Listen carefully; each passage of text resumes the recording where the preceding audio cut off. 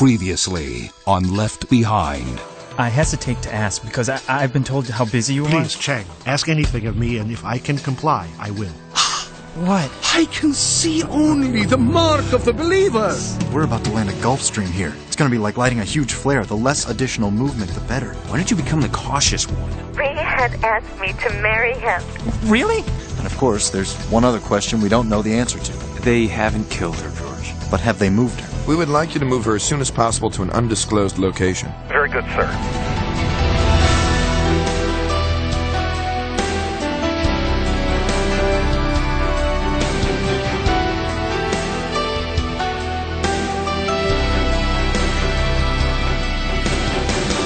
Based on Armageddon, the 11th book in the best-selling series, Tyndale House Publishers proudly presents episode 126 of the dramatic audio edition of Left Behind.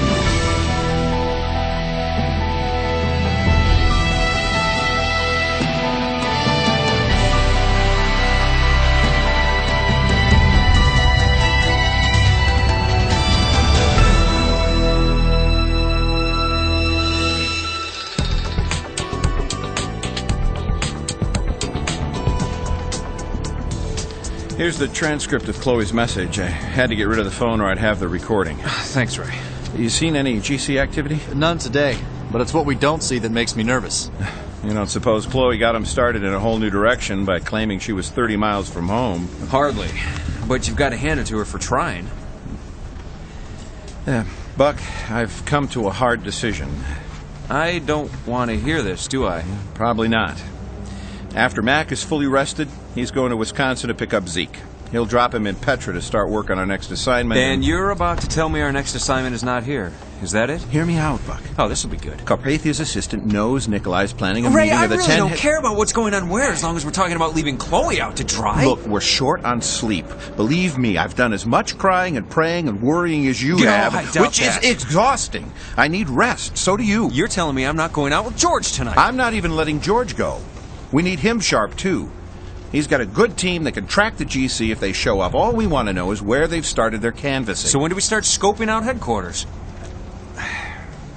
You and I can see how close we can get tomorrow night. If George is available, we'll take him, too. If you're ordering, we'll talk about it. If you're asking, my position remains the same. Not available. Oh, come on. Not even for a look-see? Tell me they haven't got the place staked out better than Fort Knox, huh? My guess is that you so much as sneeze within a 3-mile radius, you'll be up to your eyeballs in GC within a matter of seconds. Yeah, you're probably right. Ray! Who's running the show, you or him? Hey, if you've got a problem with me, that's fine. I can handle that. But I am not going to jeopardize the lives of 200 people, including my wife and kids and your son, by taking a course of action common sense clearly dictates against. Are you okay with that? Guys. Buck, are you okay with that? All right, Ray. I'm done here. He's all yours.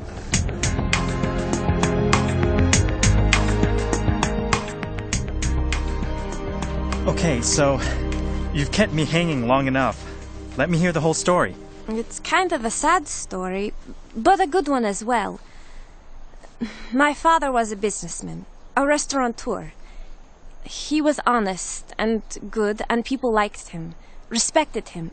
That is very important in my culture. Mine too. My father provided well for us. He was a devoutly religious man, and so our family was as well.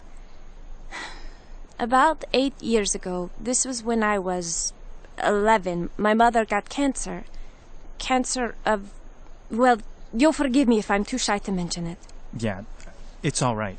She was very ill. My father was so good to her. He had the money to hire help for her, full-time help, but he would not do that. He hired part-time help and cut his workday in half and spent every afternoon and all night with her. Seems like a great dad. Oh, he is. Well, just after my 12th birthday, my mother, she took a turn for the worse, and he had to put her in the hospital. The doctors told him there was no hope, but my father did not believe in no hope. He believed in God. He told the doctors and anyone who wanted to grieve my mother too early that we would show them. He and his little girl would show them. And how were we going to show them? We were going to pray, and God was going to work, and my mother was going to be healed. It's okay. You can finish some other time. No. It's just that it does not seem so long ago now. One night my father came from the hospital late, and he was upset. Father, what is it? Is Mother worse? No, but she might as well be. Father, what happened? It's something your mother said. What, Father? What? I raised my voice to her. I told her she should stop talking nonsense. Father, I made her weep.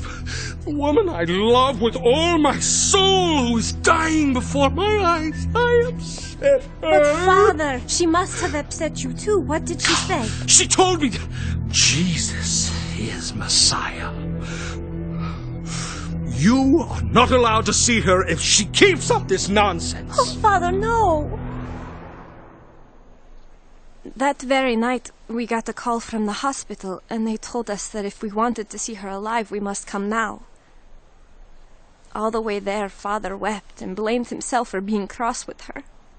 He pleaded with God to spare her and made promises to him. Did you make it there before she died? Just... Oh, Mother, we're here. Oh, Naomi. Take my hand, dear. I'm so sorry for you. I want to tell you... Mother, we know you love us, and we love you. This is very important for you. I go to be with God. Study the prophecies.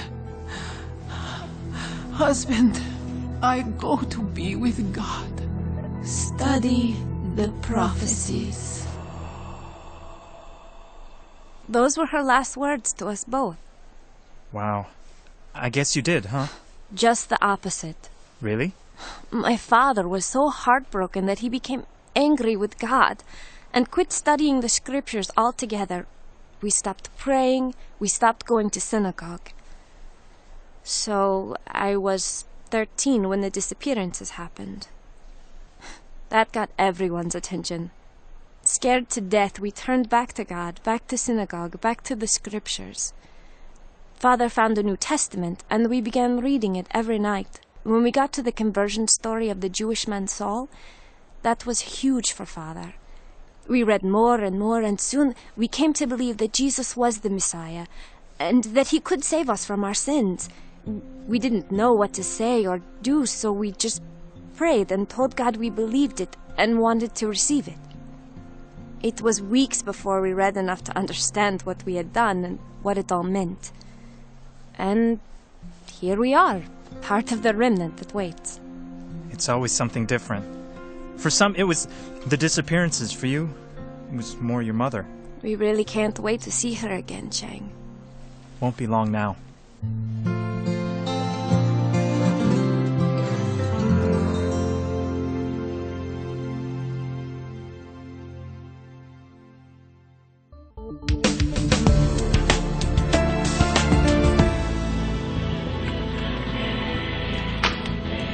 Dinner, honey. I recommend a white wine with that. You can find it on tap right there. How's your imagination? Oh, better go easy on that girl. It's all you're going to get for a while.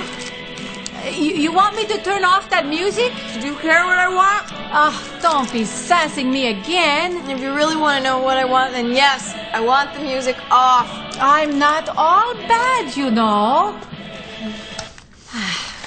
There you go. Thank you. Yes, having me a burger. So I gathered. But I brought you something. I wish. Well, your wish being granted if you like chocolate. Chocolate? How about a chocolate shake? I'm still dreaming, right? Oh, well, I'm a mama too, you know. That's so. Umberto. Almost 3. You have a picture? I do. You want to see it? Of course I do. Just a minute. Now, if I unlock this, which is totally against the rules, you're not going to pay back my kindness by trying anything funny, are you? What if they see what you gave me? Then I am in trouble. So if you want it, you better take it now. I want it. Oh, whoa, girl. Remember, you're doing that on an empty stomach. Better pace yourself. I will. And I don't want brain freeze. And don't forget to show me the picture. Oh, I will. As soon as you're finished. Oh, wow. That's worse than brain freeze. What's that? I was just thinking of Jock. What? Jock eating his breakfast in front of me. What are you going on about? Jock. What's in this thing? Oh, no. It's spilled. That's too bad. I'll need to get this cleaned up. Great work, Sanchez. Love the bit about Little Umberto. Oh, honey. They are easy when they are hungry. Hey, how's it going? Good, making progress. Brought you some lunch. Hey, you cooked this yourself? You know who the cook is, and I would not make fun if I were you. Good point. Thanks, I'm starving. How's the new Babylon audio coming? Great, listen. I've tapped into everything, but there's nothing to listen to. Carpathian and his top people are off to Al-Hilal. But Captain Steele said the German man we met was going to help. Otto Vazier is, well, not much help so far. I'm still hoping we can get information about Chloe from inside. Nothing yet. Except for that.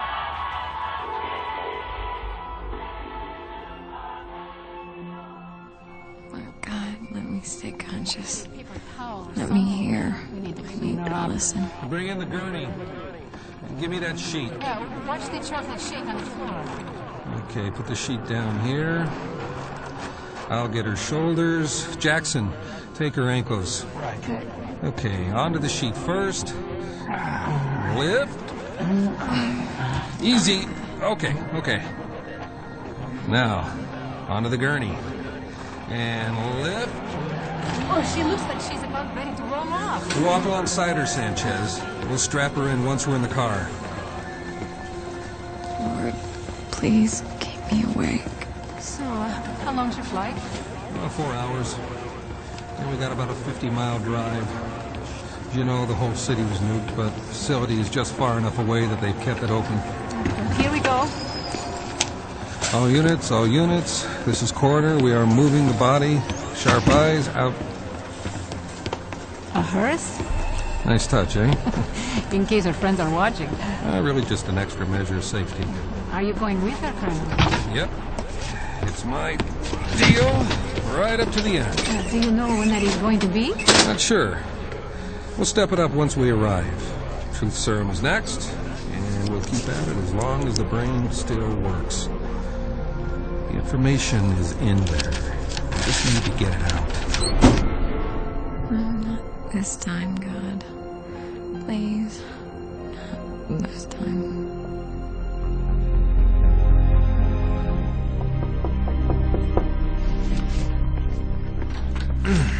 Hey.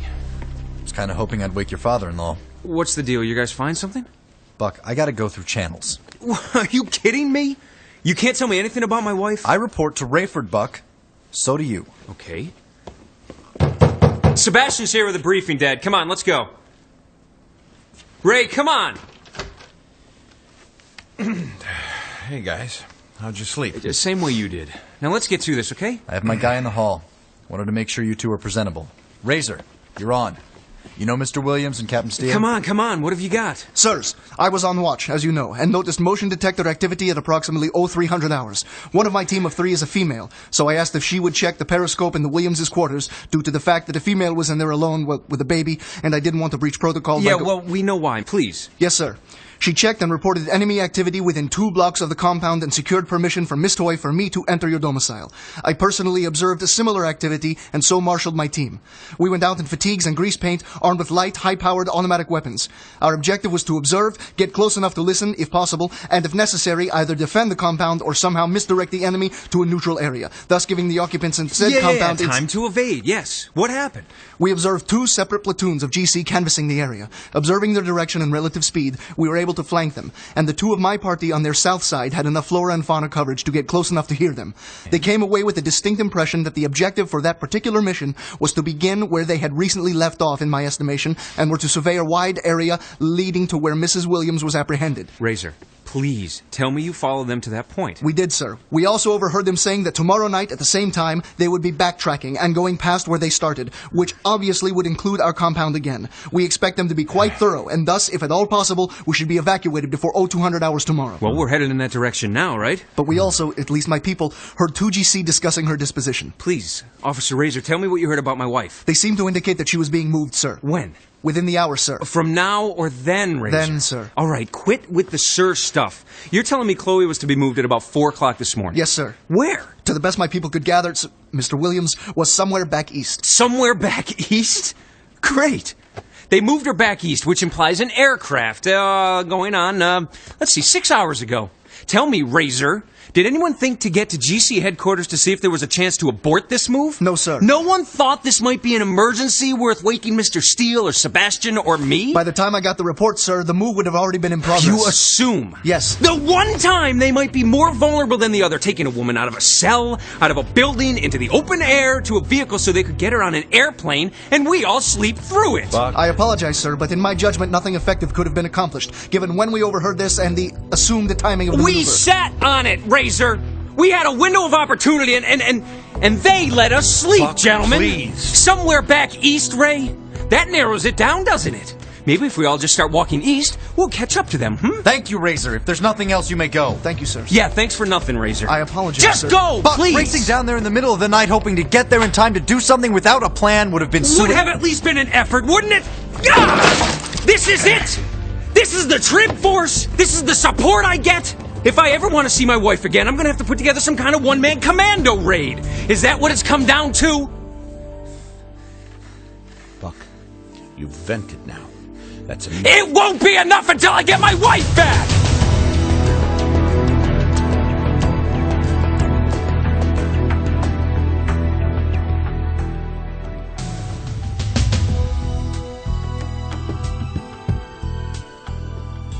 Right, yeah. Yeah, from GC International. I'm looking for information about the Judite. Hello? Hello? No luck? I've tried everything. Even scripted a speech for Ming to use and let her call, but, well, we've struck out. Do what you have to do, but be ready to go when everybody else is. Yeah, I'll be traveling light anyway. Don't suppose any one of Lionel's guys could just drop me back east somewhere, huh? Hang in there. Hey, you headed back to your place? Yeah, just got to pick up one more box and it'll be empty except for your stuff. Yeah, I'll clear it out now. Captain. Razor. Sir. Hey, Razor, you ever work at GC headquarters or know anybody there? You know, any inside information? I'm sorry, sir, no. Yeah. Hey, look, Razor, I owe you an apology. That's all right, sir. I understand what you're going through. Well, yeah, that's a reason, but it's not an excuse. I want you to forgive me. I was way out of line. Of course, sir. Don't give it a second thought. Any luck on the phone? No.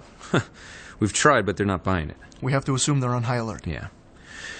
So, Razor, where did that name come from? Razor is a type of wire fencing. And I was on a snowmobile. Sir. Ouch. That sounds like a story for another time. Hey, listen, no matter how I sounded earlier, I'm glad to have you with us. Be praying for you, Mr. Williams. Thanks.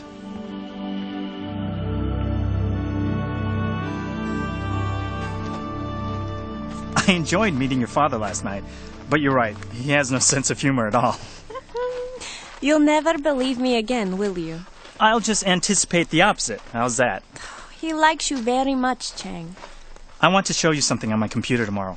Something from New Babylon? Yeah, the Global News Production Chief's solution to the Plague of Darkness. What's that? Normally, it's pretty hard to hack into the data stream of the international feed.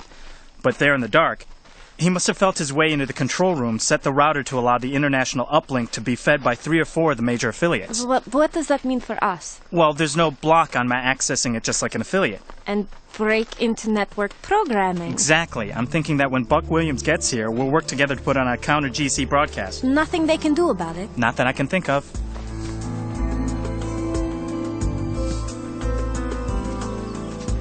I wish you could meet everybody back in Avery.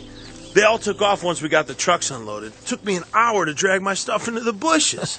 Zeke, are you sure we want to be lugging all these boxes and trunks onto the plane in broad daylight? Well, we could wait until dark, but there's really no need. See, this here's a part of the country that the GC forgot.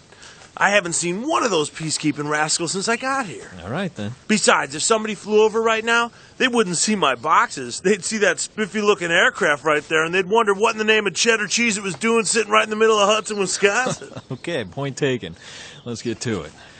I got a 2-wheel dolly over here. Let's just load it up, then. So, no second thoughts about leaving? Are you kidding me? I got lots of second thoughts. These are good people. Yeah, I hear you really made a home for yourself here. Truth is, there wasn't anything for me to do here as far as disguises and documents and such, so I really got into the Bible studies. I started doing some reading and all that, and pretty soon the leaders were asking me to do stuff. Stuff like research? Among other things. They said I had an eye for detail. Came from my clandestine side. Aha. See that? I mean, before coming up here, I didn't even know I had a clandestine side.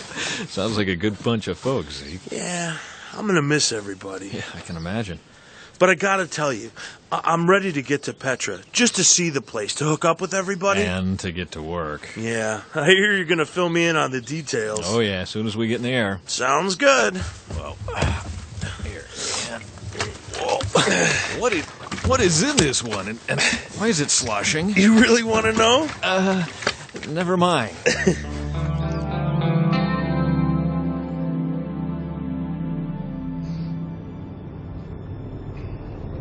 Is that the right time? Yep. Coming up on noon. And I'm hungry. You? Oh, yeah. Well, I want to feed the prisoner. She's been a tough bird, hasn't she? Yeah, tell me about it, Jess. I'd have been doing the Hallelujah chorus solo by now. What if she doesn't flip, huh?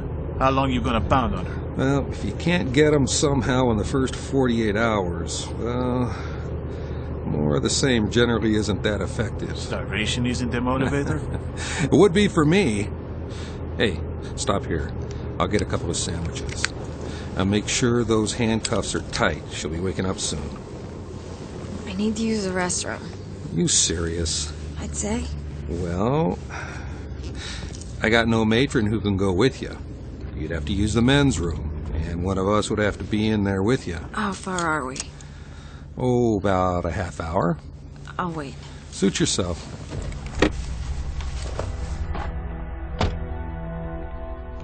Excellency, I have the report of troop movements for you, as requested. Okay. I trust everything is moving forward? It is, Excellency. Good, good. The stockpiled nuclear weaponry has been moved out of mothballs and is ready for transport at your command as well. Good. Sir, we have a question from the United North American States. Well, what is it? They have extended an invitation for you. They want me to question? Interrogate? They simply wanted you to know that you are welcome. Let them handle this, Suhail. But I want this Chloe Williams on television as soon as she gets to the prison. I want her send-off to be spectacular. When they chop off her head, I want every Judite in the world to feel a twitch in their own necks. I want her to be the figurehead. I want her to be the mascot. I want her to be the first blood. The start of a river of Judite blood. I want spectacle! Do you hear? Yes, sir.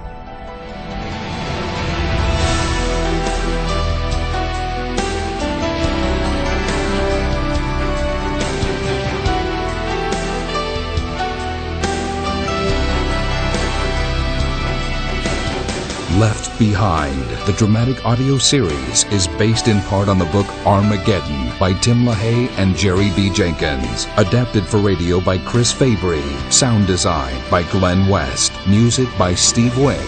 Directed and produced by Todd Bastide.